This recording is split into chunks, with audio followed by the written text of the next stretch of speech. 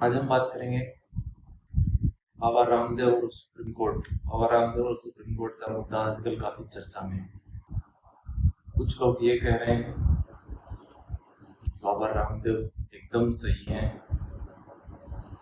उनकी कोई गलती नहीं, जबकि कुछ लोग कह रहे हैं कि ये बाबा रामदेव के खिलाफ बहुत बड़ी साजिश है।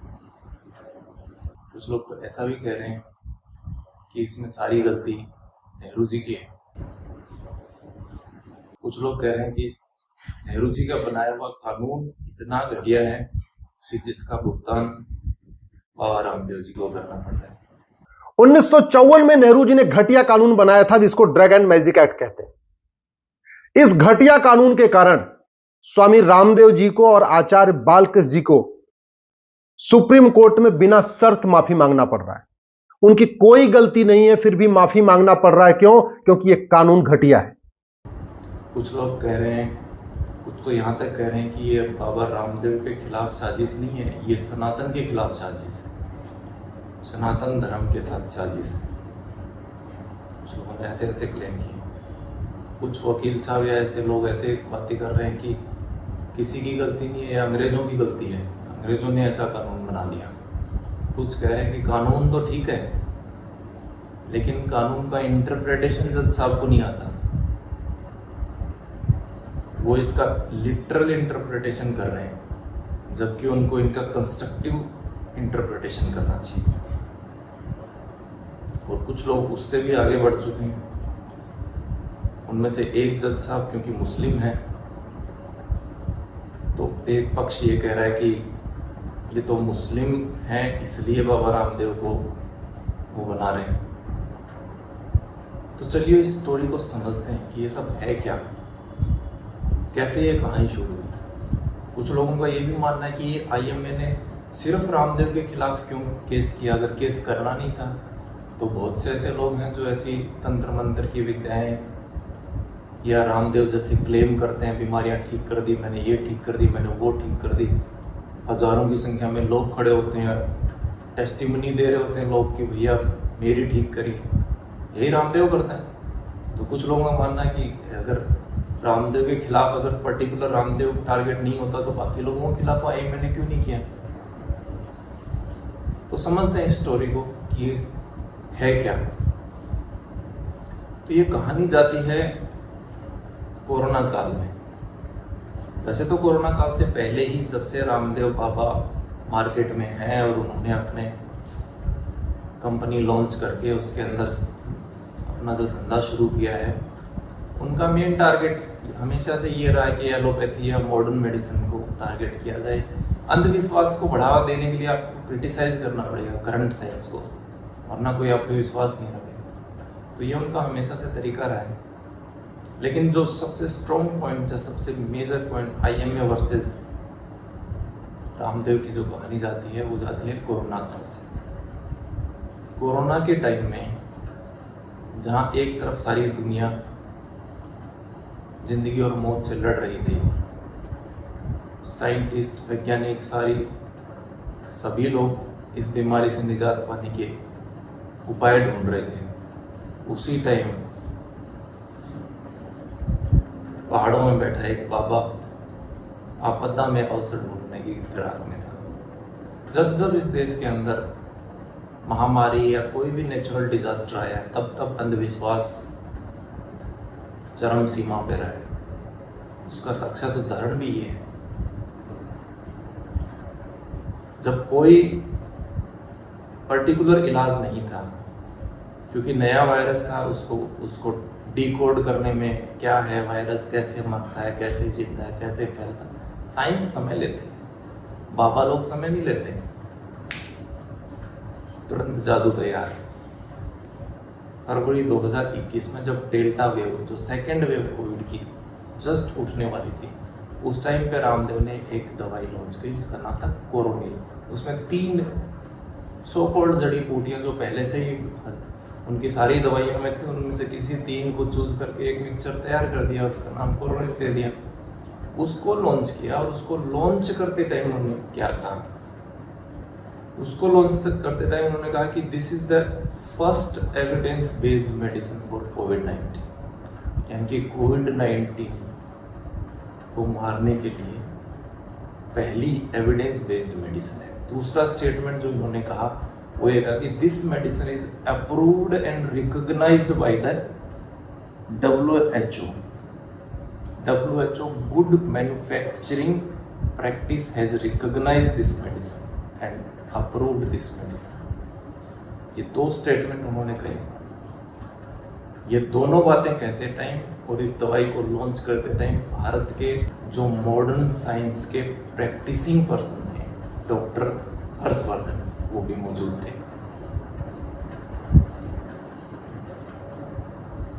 तो इस मेडिसिन को जब उन्होंने लॉन्च किया तो इसका सबसे अपोज शुरू हुआ। इस मेडिसिन को लॉन्च करने के साथ साथ ये सारी फॉल्स क्लेम करने के साथ साथ उन्होंने एलोपैथी को भी जी भर भर के गालियाँ दी उसी कॉन्फ्रेंस के अंदर। बाद में WHO ने ये क्लेरिफाई किया कि हमने किसी ऐसी मेडिसिन को ना रिकॉग्नाइज किया है, न क्लेरिफाई किया है, ना हमने इसको देखा है, ना सुना है, ना पढ़ा है, ना हमने इसके बारे में कुछ कहा है। ये बाद में WHO ने इसको रेक्टिफाई कर दिया। लेकिन बाबा जी हैं, कुछ भी झूठ बोले, कुछ भी बोले, सब चलता है। तो ये था जो फर्स्ट इंसिडेंट जब इन्होंने, उसके बाद इन्होंने वैक्सीन और कोविड और डॉक्टर्स और एलोपैथी के खिलाफ जो जहर उगला उसे कोई नहीं भूल सकता। वो राक्षसी हंसी जिसमें ये कहते हैं 1000 डॉक्टर तो कोविड की 2 वैक्सीन लगा के भी मर गए।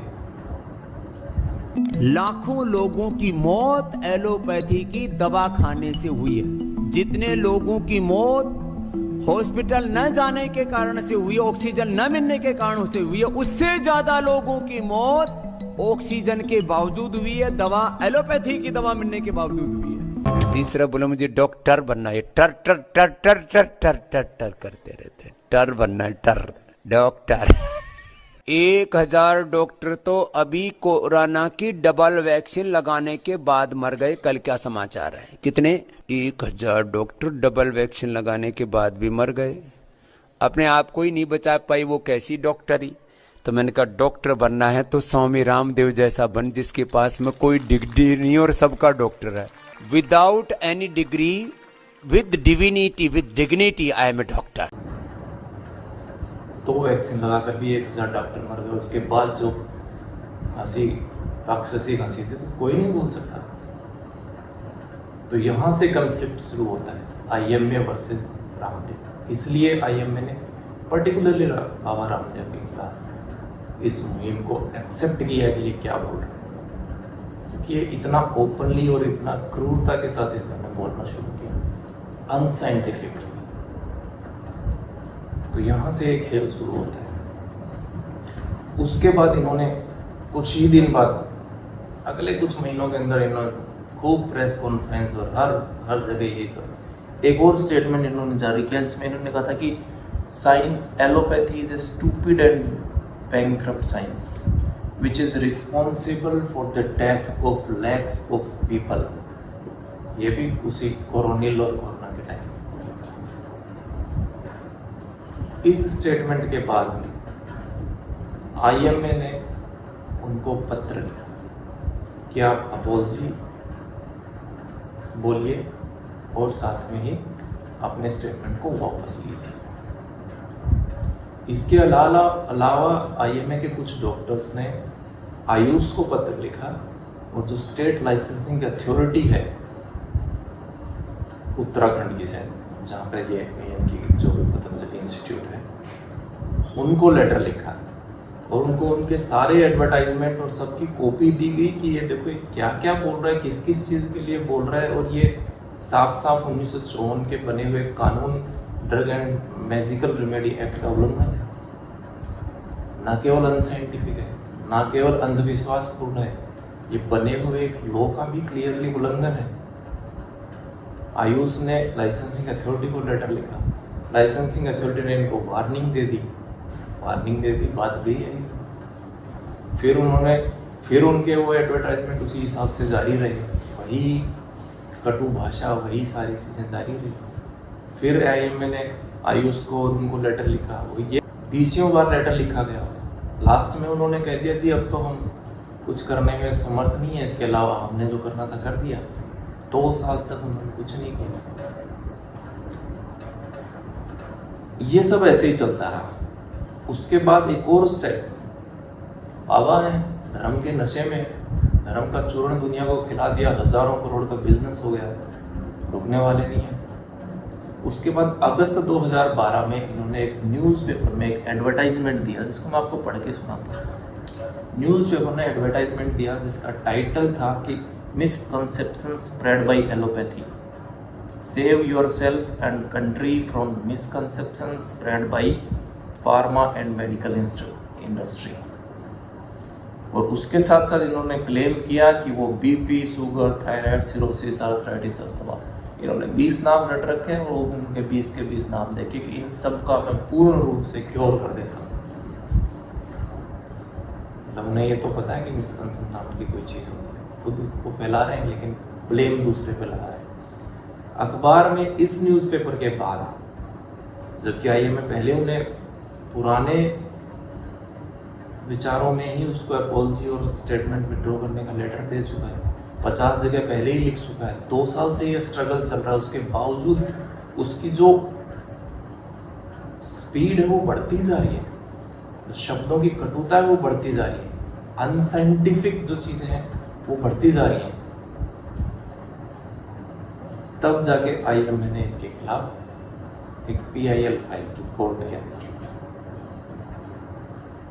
21 नवंबर 2023 को सुप्रीम कोर्ट में इसकी सुनवाई हुई और सुप्रीम कोर्ट में इसके वकील ने ये एक्सेप्ट किया कि जी जो भी बात आप कह रहे हो, इन्होंने जो एलिगेशंस लगाए वो सब सत्य हैं, वो एक्ट का उल्लंघन है, वो कानून का उल्लंघन है, हम आगे से ऐसा नहीं होने देंगे। उन्होंने कोर्ट को ये भरोसा दिलाया कि हम आगे से ऐसा नहीं होने। लेकिन बाबा तो बाबा है, दुनिया को धर्म का चूर्ण खिला रहे हैं, हजारों करोड़ की प्रॉपर्टी, देश को अपने आप को देश का बाप समझते हैं। इस कहाँ रुकने वाले थे? सुप्रीम कोर्ट की वार्निंग के बावजूद इमीडिएटली बाद उन्होंने एक प्रेस कॉन्फ्रेंस की और जिसमें ये कहा कि हमें चाहे सुप्रीम कोर्ट फांसी पे चढ़ा दे, हम जो कर रहे हैं वो हमारे सनातन के लिए कर रहे हैं और हमारा सनातन धर्म है, अमर है, हाजिर है, हम ऐसे ही करते रहेंगे। एक खबर को वायरल किया जा रहा है कि सुप्रीम कोर्ट ने पतंजलि को फटकार लगाई कि झूठा प्रोपेगंडा करोगे तो करोड़ों रुपए का जुर्माना लगेगा। हम सुप्रीम कोर्ट का, देश के कानून का, देश के संविधान का आदर करते हैं, लेकिन झूठा प्रोपेगंडा प्रचार हम नहीं कर रहे। डॉक्टरों के एक ऐसे गिरोह ने, एक ऐसे गैंग ने, एक ऐसी संस्था बना रखी है, वो प्रोपेगंडा करते रहते हैं योग के खिलाफ, आयुर्वेद के खिलाफ, नेचुरोपैथी के खिलाफ, अपने सनातन सांस्कृतिक मूल्यों के खिलाफ। के बाद ये प्रेस कॉन्फ्रेंस, उसके बावजूद उनकी एक्टिविटीज देयर 0% चेंज, सब कुछ वैसा का वैसा चलता रहा। जब सब वैसा चलता रहा तब दोबारा से कोर्ट को एक लेटर लिख के ये बताया गया और उसके जितने भी प्रेस कॉन्फ्रेंसेस थी या जो ये सब मीडिया हाउसेज की जो रिकॉर्डिंग थी उनको कोर्ट को दी गई कि ये सब चल रहा है। तब कोर्ट ने इनको नोटिस जारी किया कि क्यों ना तुम्हारे खिलाफ कंटेम्प्ट ऑफ कोर्ट का केस चलाया जाए। कंटेम्प्ट ऑफ कोर्ट में मैं आपको बताऊं, कंटेम्प्ट ऑफ कोर्ट के अंदर सजा ज़्यादा है। Drug and magical remedy act 6 महीने की सजा है। किसी को नहीं हुई इस देश में कि दुखे किसी गरीब आदमी को पेरीफ्री में पड़े, किसी आदमी को हुई हो, तो इस drug and magical remedy act में कुछ नहीं हुआ आज तक किसी को। लेकिन कंटेम्प्ट ऑफ कोर्ट के अंदर कोर्ट ने इन्हें नोटिस दिया। लेकिन बाबा तो बाबा है, करोड़ों रुपए के मालिक, धर्म का चूर्ण खिलाने वाले बाबा, कोर्ट का नोटिस, 19 मार्च 2023 को कोर्ट ने नोटिस की सुनवाई की डेट डिसाइड की। 19 मार्च 2023 19 मार्च 2023 को न बाबा के वकील कोई उस नोटिस का जवाब देने सुप्रीम कोर्ट में नहीं पहुंचा।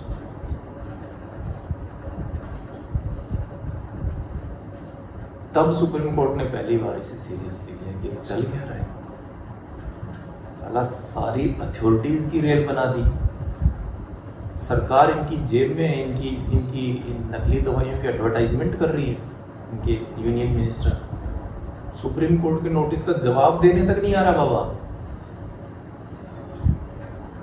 तब कोर्ट ने इसे सम्मन भेजा। कोर्ट ने सम्मन भेजा कि आइए आप इन पर्सन आइए। बाबा तो बाबा है, लेकिन कई हजार करोड़ का मालिक और टुच्चे मुच्चे सुप्रीम कोर्ट के वकीलों जजों के सामने जाके इन पर्सन, वेरी डिफिकल्ट। बाबा ने अपने लेटर भेजे, वकीलों ने समझाया होगा कि अपोल जी लिख दो, ये होता है कानून में, सब चीज़ें चल जाती हैं। लेकिन अपोल इसके अंदर भी बाबा ने अपना खेल, सनातन वाला खेल खेला।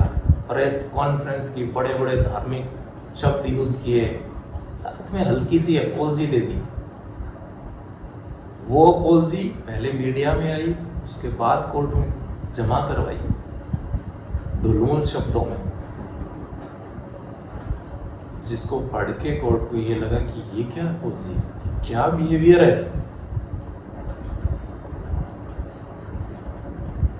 साथ में उन्होंने एक एफिडेविट दिया कि जी इन पर्सन तो आना मुश्किल है, तो विदेश यात्रा पे, और जो विदेश यात्रा की जो टिकटें लगाई वो उस डेट के बाद की, जिस डेट पे सुनवाई है उसके बाद की हैं। मतलब fraud fraud fraud fraud fraud इतनी लेवल पे कोर्ट के अंदर फॉल्स एफिडेविट, ये अपने आप में एक बड़ा क्राइम है। लेकिन बाबा भाई, तो ऐसे शुरू हुई ये सारी कहानी। इसलिए कोर्ट के जजों को ये बोलना पड़ा, भैया you have taken the country on a ride, तुमने सारी अथॉरिटीज की रेल बना रखी है, सब सारा सिस्टम उखाड़ रखा है, सबको अपाहिज कर रखा है। स्टेट लाइसेंसिंग अथॉरिटी को और मिनिस्ट्री को बोल रहे हो, भैया तुम तो पोस्टमैन की तरह काम कर रहे हो, क्या लेटर खेल रहे हो।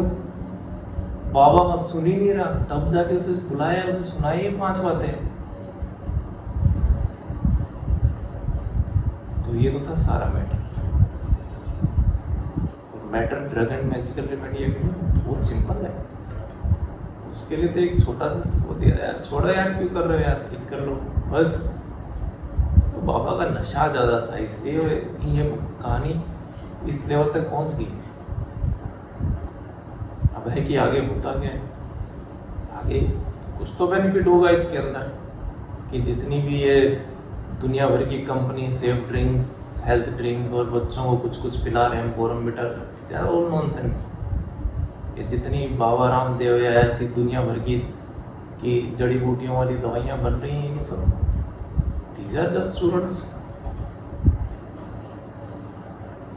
कुछ सुधार की संभावना है, लेकिन देख लें कितना। कानून बने हुए 1954 में कानून बना था, आज तक किसी को सजा नहीं। सड़कों पे, दुकानों पे, हर जगह ये चल रहा है, बिल्कुल ओपनली चल रहा है। अब हम समझते हैं एक भाई साहब जो इनमें कुछ सुप्रीम कोर्ट के बहुत बड़े वकील हैं और एकदम ऐसे सनातन के ध्वज, तो मतलब ऐसा लग रहा है कि वो रुक गए तो एकदम झंडा फड़फड़ा जाएगा और मतलब सनातन खत्म। अश्विनी उपाध्याय नाम उनका, डेली एक वो 1954 का एक्ट और नेहरू जी। सुप्रीम कोर्ट इस कानून का लिटरल इंटरप्रिटेशन कर रहा है। कानून का इंटरप्रिटेशन 4 तरीके से होता है। लिटरल इंटरप्रिटेशन मतलब कानून में जो लिखा है बस उसी को पढ़ना। पर्पोजिव इंटरप्रिटेशन का मतलब कानून क्यों बनाया गया था। हार्मोनियस इंटरप्रिटेशन, कंस्ट्रक्टिव इंटरप्रिटेशन, अलग अलग तरीके से इंटरप्रिटेशन होता है। अभी तक चूंकि लिटरल इंटरप्रिटेशन हो रहा है कि भैया इस कानून में लिखा हुआ है इन 54 बीमारियों का आप प्रचार नहीं करेंगे, इन 54 बीमारियों को ठीक करने की गारंटी नहीं लेंगे, इसलिए आपने पतंजलि ने चूंकि इनका विज्ञापन दिया है तो वो गलत किया है।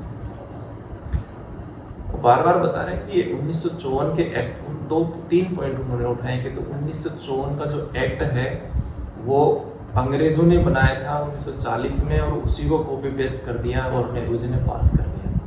और इसके बनाने के पीछे जो मोटो था वो ये था कि जो वो कह रहे हैं, मैं नहीं कह रहा, उसके पीछे मोटो था वो ये था कि उस टाइम सनातन की पद्धति से जो इलाज होता था उसको दबाना चाहते थे, और अंग्रेज अपना इलाज लाना चाहते थे, और अपने इलाज की दवाइयों का एडवर्टाइजमेंट कर लो, हमारे वाली नहीं करने दो। क्योर करने का मतलब क्योर का दावा तो कैसे कर सकते हो जबकि साइंस में कोई क्योर नहीं है इन बीमारियों का, और वो 54 बीमारियों की एक लिस्ट गिनवाते। जैसे बाबा रामदेव चूर्ण खिला रहे हैं वैसा ही चूर्ण आप खा रहे हो, लगता है कानून का जो फ्रॉड चूर्ण आप भी खिला रहे हो।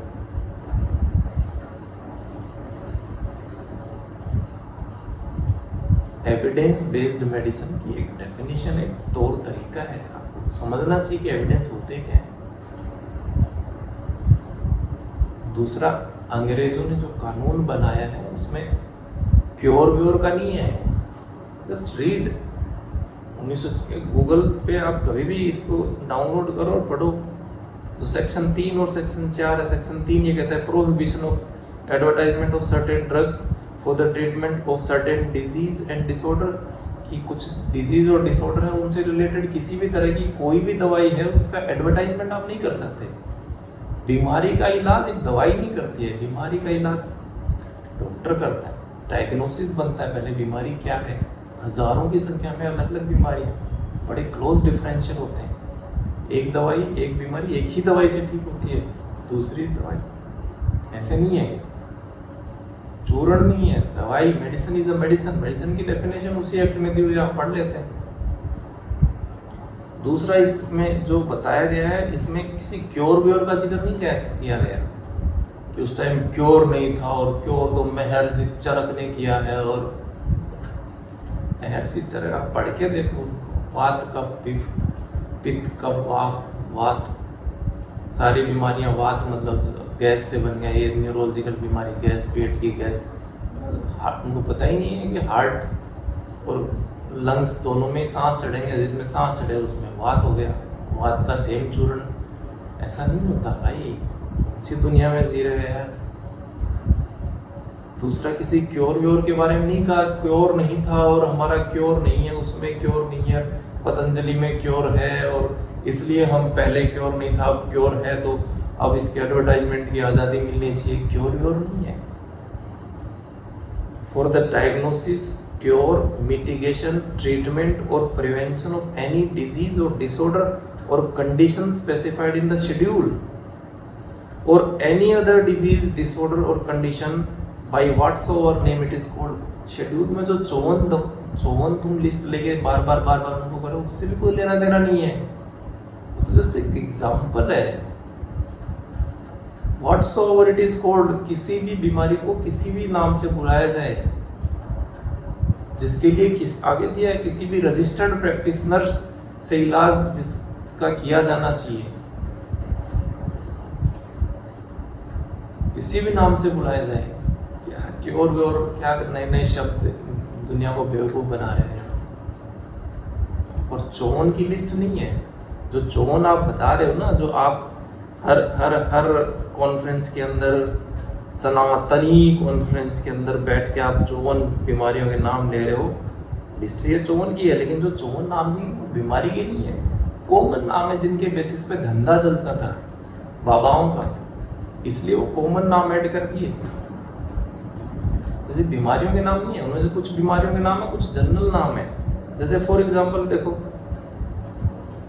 ब्लाइंडनेस। ब्लाइंडनेस एक सिम्टम है, उसके 20 कारण हो सकते हैं। Blindness is not a disease.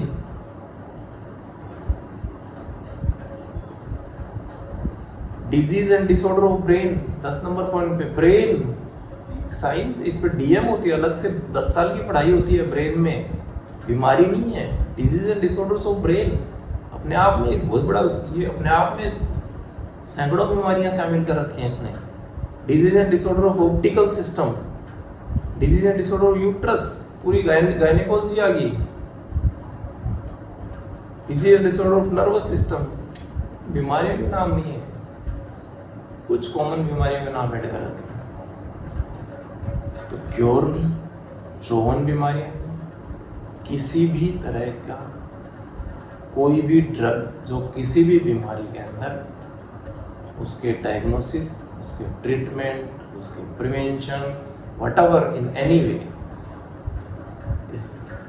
उसको आप एडवर्टाइज नहीं कर सकते, क्योंकि एडवर्टाइजमेंट का सब्जेक्ट नहीं है। तुम्हें लगता है कि बीमारी ऐसे ठीक हो जाती है, नहीं भैया,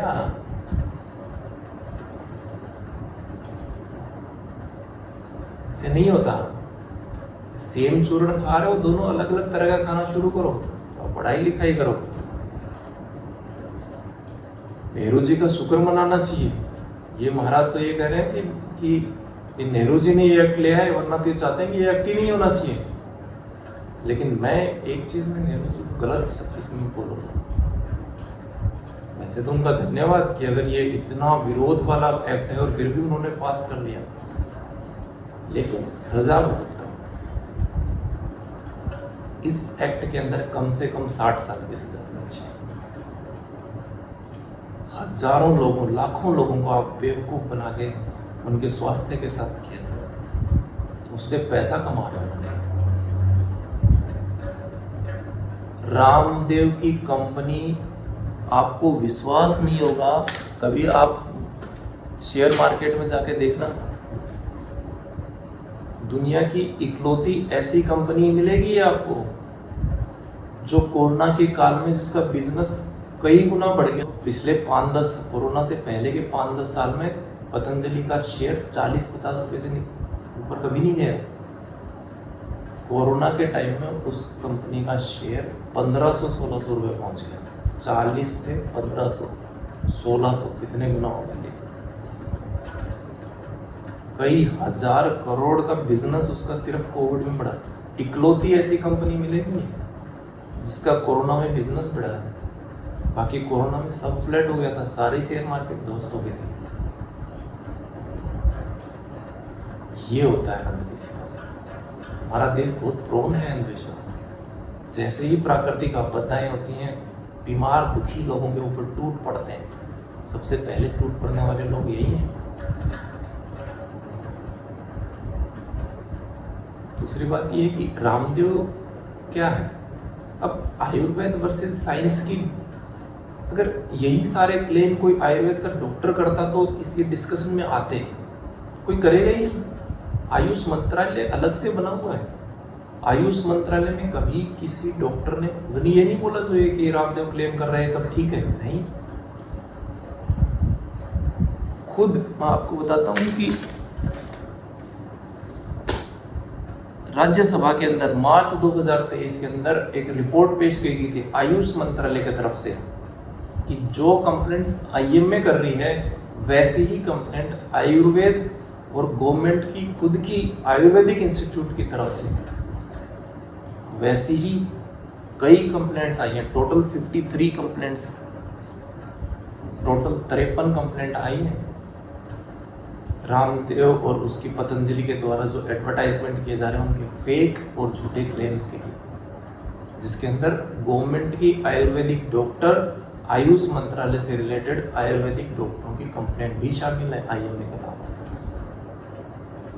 तो इसलिए यहाँ मैं इस चीज़ को समझाऊं कि क्या साइंस है, क्या शूडो साइंस है, क्या आयुर्वेद है, तो तब ना कोई आयुर्वेद का डॉक्टर वो क्लेम करे।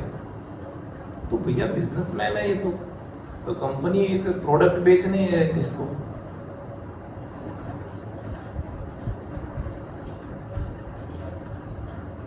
ये तो एक ऐसा, अच्छा अब आप देखिए बाबा रामदेव, अगर आप उसका फेस देखोगे, एक आंख ढंग से बंद नहीं होती, एक साइड का फेशियल डेविएशन है। ये बेल्स पाल्सी में होता है। ये इस आदमी को बेल्स पाल्सी एक ऐसी बीमारी है जिसके अंदर 90% लोग 100% रिकवर हो जाते हैं without any treatment. Portion supportive treatment. 90% लोग, 5% लोग पार्शियली इंप्रूव हो जाते हैं और 5% लोग होते हैं जिनमें ये रेजिडुअल वीकनेस रहती है। ये इतना बड़ा ठग है कि खुद उस 5% ग्रुप में आता है, लेकिन उन 95% लोगों को उसी बीमारी की दवाई ये कह के बेच देता है कि ये खाओगे तो ठीक हो जाओगे। इतना बड़ा ठगी का एग्जाम्पल कभी दिखाई नहीं देगा। तो इस रामदेव को डायरेक्टली साइंस के बारे में डिस्कशन में लाया जाए it's very unscientific, itself it's unscientific. कोई आयुर्वेद का डॉक्टर ये क्लेम करेगा ही नहीं। पहली बार एविडेंस बेस्ड मेडिसिन, कोई मेडिसिन कैसे आती है, कितनी सालों का उसमें रिसर्च होता है, डिफरेंट मैटर है, बहुत मुश्किल है समझना। आप समझो, ये तो एक बात है। दूसरा, साइंस कब से सनातन वर्सेस नॉन सनातन हो गए? साइंस तो किसी की नहीं होती भाई। साइंस तो अब ऐसा तो है नहीं कि एलोपैथी में आज जो प्रैक्टिस हो रही हो, जो यूके में डिस्कवर होगा, वो यूएसए वाले कहेंगे अरे भैया वो तो उधर के अंग्रेजों का है, हम दूसरी स्टाइल के अंग्रेज हैं, हम नहीं मानेंगे उसको। या कहीं और किसी दूसरे देश में कोई नई चीज़ जो हेल्थ के अंदर गुड है उसको कोई दूसरा कंट्री एक्सेप्ट नहीं, तो जूइश ने बनाई है, क्रिश्चियंस इसको नहीं मानेंगे। ये साइंस है। साइंस के जो पैरामीटर्स में फिट है वही साइंस है। एविडेंस तो वही साइंस है। सनातन अलग से कैसे हो गए? तो एविडेंस बेस्ड मेडिसिन ये नहीं होती यार। एविडेंस बेस्ड मेडिसिन बहुत ही स्पेसिफिक चीज़ है। ये एविडेंस नहीं होते कि उपाध्याय साहब ने कह दिया कि मैंने करोड़ों लोग, लाखों लोग पतंजलि में ठीक होते हुए देखे हैं, मान लो बाबा रामदेव मैंने ठीक कर दिए इतने, ये देखो 50 लोगों का इंटरव्यू लेके दे, ये देखो जी ये ठीक हो गया है, ये ठीक हो गया। ये नहीं होती। अगर इसी को एविडेंस बेस्ड मानेंगे तो सभी जगह चल रहा है। जो धर्मांतरण करवा रहे हैं, जो ईसाई मिशनरी हैं, वो भी माई पकड़ा देते हैं, हो गया ठीक हो गया, ये ठीक हो गया, ये ठीक हो गया, एड्स ठीक हो गया, कैंसर ठीक हो गया। अरे ऐसे इसको एविडेंस बेस्ड मेडिसिन नहीं कहते।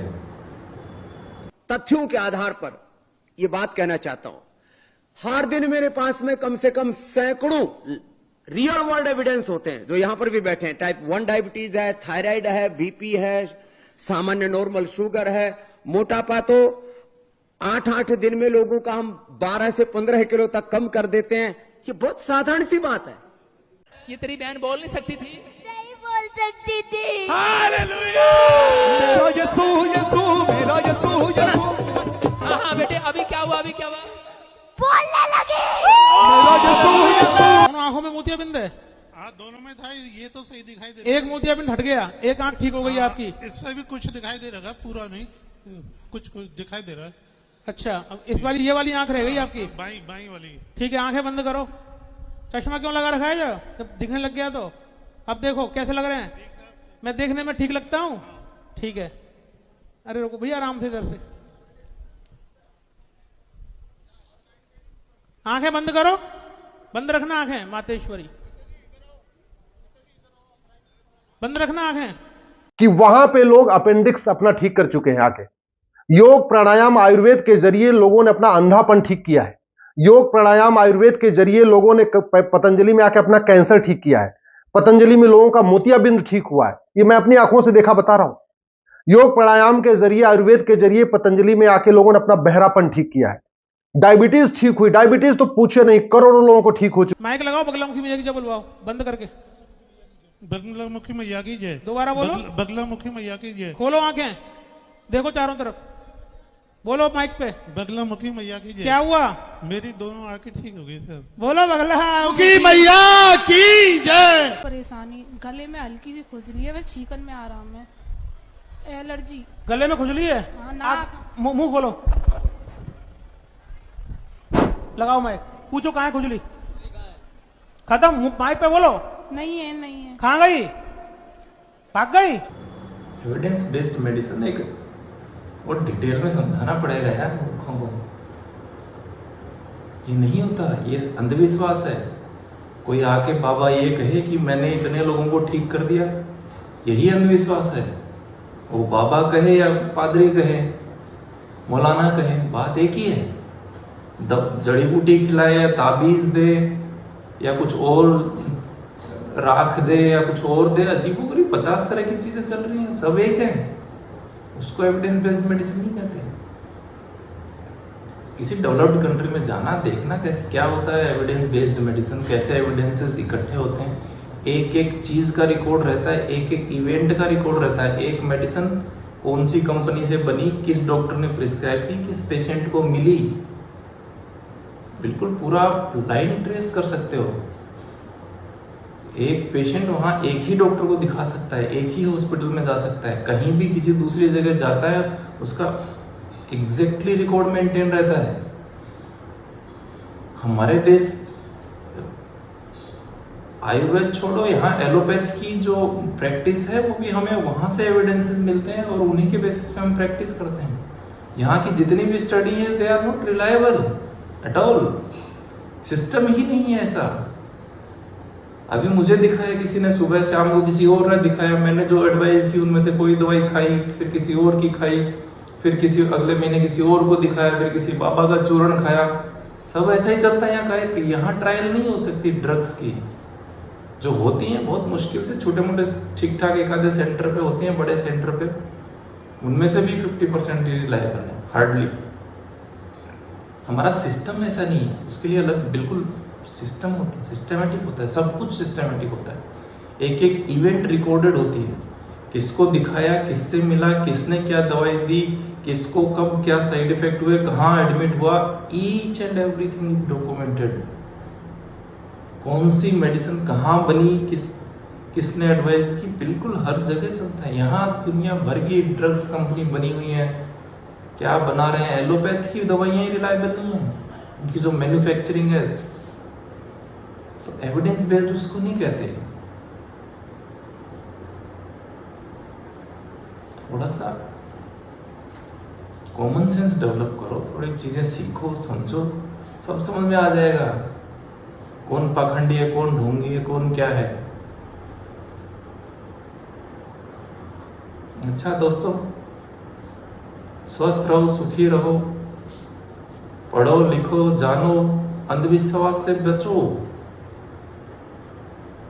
हिंदुइज्म ही, सनातन ही एक ऐसा धर्म है जिसमें पाखंड के खिलाफ, ढोंग के खिलाफ आवाज उठाने का प्रावधान है। बाकी लोगों में तो वो नहीं है, उनके तो गले वले काटने की नौबत आ जाती है। और हिंदू धर्म ही पाखंड का अगर केंद्र बिंदु बनाने का कोई बाबा कोशिश कर रहा है तो ये हमारी जिम्मेदारी है। अब आयुर्वेद एलोपैथी कॉम्प्लीमेंट्री हो सकते हैं, वो उसकी हेल्प कर सकता है। वो कुछ नई चीज देखें, अच्छा ये हमने ये देखा है, आप भी देखो इसके अंदर कुछ, उसमें से कुछ निकालें और उसका पार्ट हो जाए। This is the way how science works. मेरे ख्याल से गवर्नमेंट को इसके बारे में बहुत क्लियरली सोचना चाहिए। अगर इस तरह की फेक प्रैक्टिस इस देश में बंद कर दी जाए, एटलीस्ट 50% मॉर्टेलिटी और मॉर्बिडिटी इमीडिएटली कम हो जाएगी। जितने ये फेक बाबा हैं, ये सारी दवाइयाँ ये डिजीज़ के डायग्नोसिस और उसकी कॉम्प्लिकेशंस को डिले कर देते हैं। जो डायबिटीज़ अगर टाइम पे ट्रीट किया जाए तो जिससे कोई कॉम्प्लिकेशन नहीं होती, वो लोग 10 साल तक इन लोगों के चक्कर में काटते हैं, जो कि गोल्डन पीरियड होता है। 10 साल तक डायबिटीज़ के डायग्नोसिस होने और उससे सारी चीज़ें शरीर की खराब होने में 10-15 साल का गैप होता है।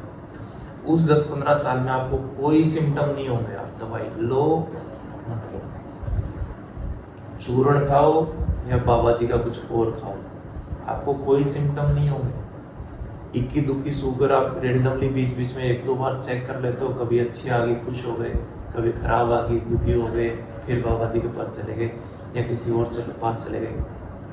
ऐसे नहीं होता। ये 10 साल अगर आपने वेस्ट कर दिए, उसके बाद तो कहानी खेल शुरू होगा। साइंस है, तरीके से ट्रीट होगा।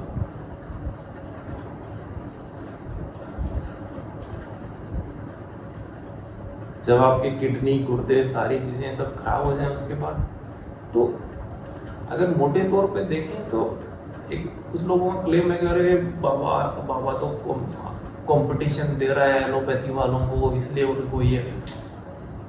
एक बात बहुत क्लियरली बता रहा हूँ कि ऐसे बाबाओं की वजह से डॉक्टरों का काम बढ़ जाएगा, घटेगा नहीं। जो डायबिटीज़ वाला सिर्फ 2 डायबिटीज़ की दवाई, एक आधी इंसुलिन किसी को, या जो ऐसी 2-4 दवाइयाँ लेके ठीक चल सकता था, सारी जीवन भर 2 दवाइयाँ 3 दवाइयाँ से काम चला सकता था, वो 5 साल बाद 20 दवाइयाँ खाएगा, उससे किडनी खराब हो जाएंगे, वो किडनी के डॉक्टर को भी दिखाएगा, डायलिसिस भी करवाएगा, उसकी आँखें रेटिनोपैथी हो जाएगी, पैर खराब हो जाएंगे, पेरिफेरल न्यूरोपैथी हो जाएगी, हार्ट डिजीज हो जाएंगी, स्टेंट डालेंगे, हार्ट के डॉक्टर को भी दिखाएंगे, आगे जाके